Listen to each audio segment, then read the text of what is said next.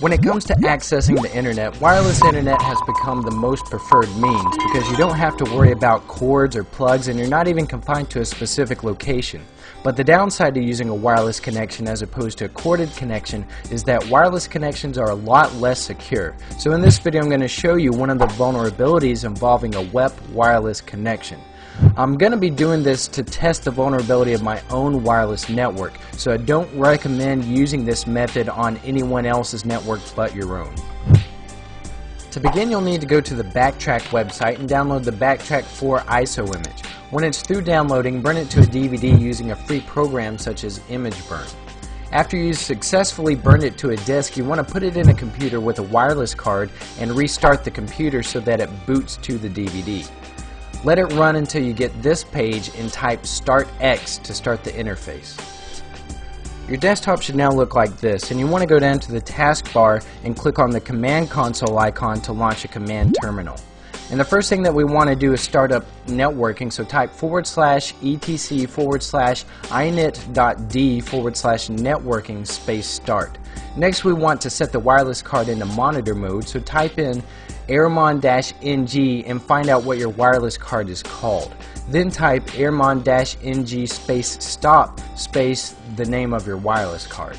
Next type airmon-ng start and then the name of your wireless card again to start the wireless card in monitor mode. Then type airmon-ng again to see the changes.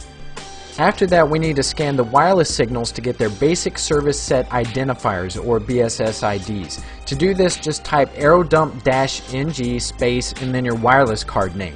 Then see which ones have a WEP encryption and write down their channel, BSS ID, and ESS ID. Then hit Ctrl-C to stop. Now type aerodump-ng -w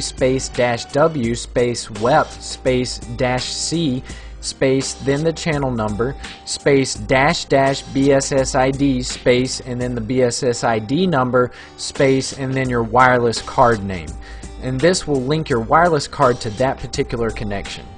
Now just leave that running and open up a new console and type airplay-ng -1 -0 the BSS ID number your wireless card's name, which will associate your wireless card with the connection so that you can transmit data.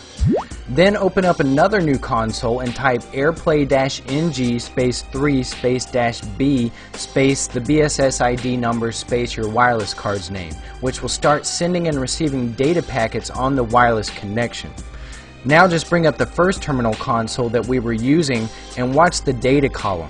You want this to run until the data amount hits at least 30,000, which will take about an hour or so. Once it has, bring up the console that is sending and receiving data and hit Ctrl-C to stop it. Now type dir, which will give you a view of the root directory. We're looking for a file that ends in .cap, as this will have the wireless key. Once you've located the .cap file, type aircrack-ng the name of that file, and it should give you the wireless key. So now you see how easy it is to hack a WEP wireless network. My suggestion would be to use a stronger wireless encryption like WPA or WPA2. While these are not completely unhackable, at least they're harder to get into. If you want an even more secure connection, then avoid using wireless altogether. Alright, be sure to check out tinkernut.com on Facebook and Twitter, and that's it for this tutorial. For more, go to tinkernut.com.